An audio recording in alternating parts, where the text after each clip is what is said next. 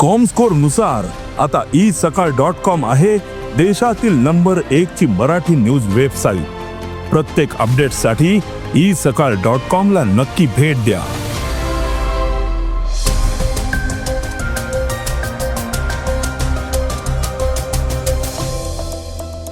Monsoon लवकरच केरळात धडकणार आहे, तर शेतकरी कर्जमाफी योजनेला मंत्रिमंडळाची मंजुरी देण्यात आलेली आहे।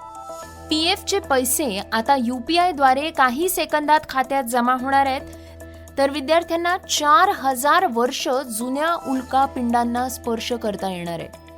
अमेरिकेत भारतीय ट्रक चालकांवर ट्रम्प प्रशासनानं मोठी कारवाई केली आहे, तर रणजी ट्रॉफी गाजवणाऱ्या गोलंदाजाची टीम इंडियामध्ये एंट्री झाली आहे। याशिवाय काला हिरण चित्रपटाच्या निर्मात्यानं सलमान खानवर गंभीर आरोप केले आहेत। या बातम्या आपण आजच्या पॉडकास्टमध्ये ऐकणार आहोत। नमस्कार, मी गौरी कुबेर। आज 3 जून वार बुधवार। तुम्ही ऐकत आहात देशातील नंबर 1 मराठी न्यूज वेबसाईट isakal.comचं पॉडकास्ट। पॉडकास्टची पहिली बातमी आहे मॉन्सून बाबतची। पुढल्या 24 तासात केरळमध्ये मॉन्सून दाखल होईल असा अंदाज हवामान खात्यानं वर्तवलाय। त्यामुळे उकाड्यापासून हैराण झालेल्या नागरिकांना दिलासा मिळण्याची शक्यता आहे। हवामान विभागानं दिलेल्या माहितीनुसार पुढल्या 6 ते 7 दिवसात केरळमध्ये काही ठिकाणी जोरदार ते अति जोरदार पाऊस पडण्याचा अंदाज आहे। यावेळी उत्तर पश्चिम, मध्य, पूर्व भारत आणि दक्षिण द्वीपकल्पीय भारताच्या काही भागात मेघगर्जनेसह वादळी वाऱ्यांच्या पावसाचा अंदाज हवामान विभागाकडनं वर्तवण्यात आलेला आहे। महत्त्वाचं म्हणजे मॉन्सून केरळमध्ये दाखल होताच महाराष्ट्रातही मॉन्सून पूर्व पावसाच्या सरी कोसळण्याचा अंदाज आहे। हवामान विभागाच्या म्हणण्यानुसार मराठवाडा, विदर्भासह कोकणातल्या काही जिल्ह्यांमध्ये जोरदार पावसाची शक्यता आहे।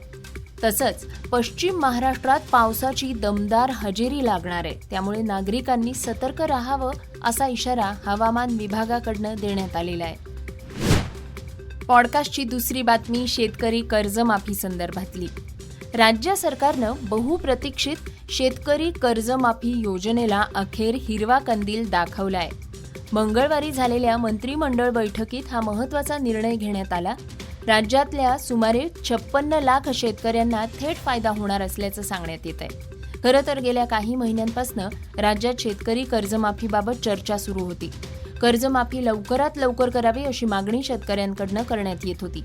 अखेर मंगळवारी हा निर्णय घेण्यात आला। महत्त्वाचं म्हणजे सरकारनं हा निर्णय घेतला असला तरी याची घोषणा अद्याप झालेली नाहीये।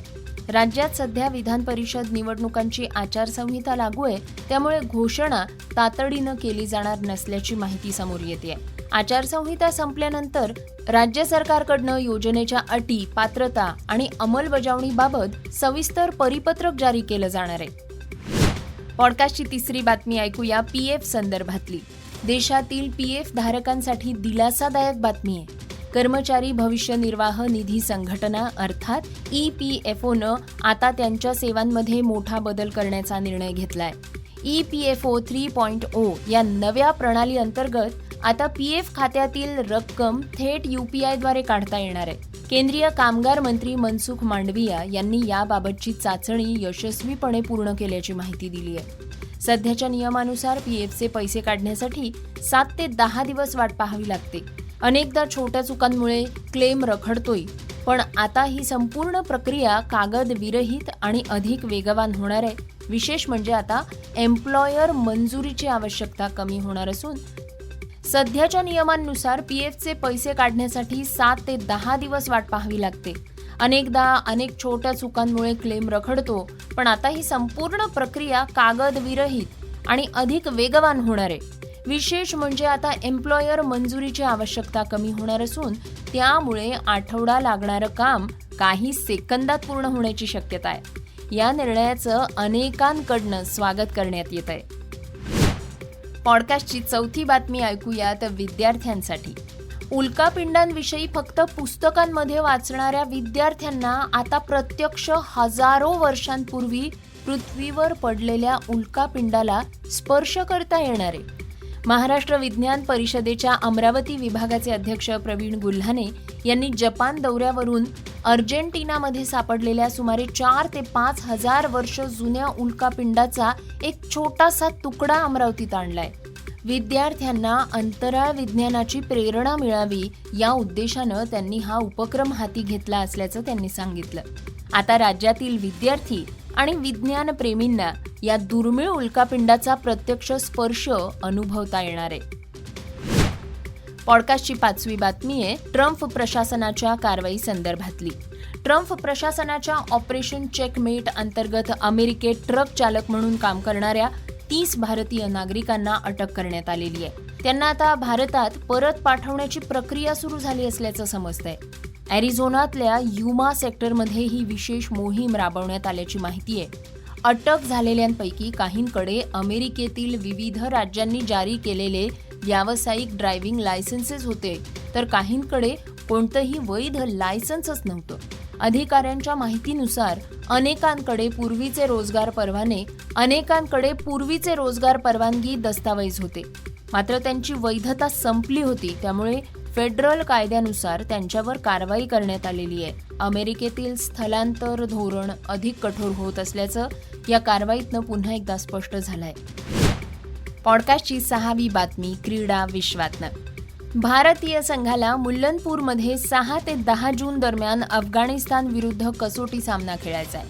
त्यापूर्वी अकीब नबीची टीम इंडियात एंट्री झालेली आहे. नबी हा अफगाणिस्तान विरुद्धच्या कसोटी सामन्यासाठी बॅकअप खेळाडू असणार आहे. नबीनं रणजी ट्रॉफी 2025-26 स्पर्धेत 12.56च्या सरासरीनं 60 विकेट्स घेतल्या आहेत. त्याच्या कामगिरीच्या जोरावर जम्मू काश्मीरनं पहिल्यांदाच रणजी ट्रॉफीवर नाव कोरलंय.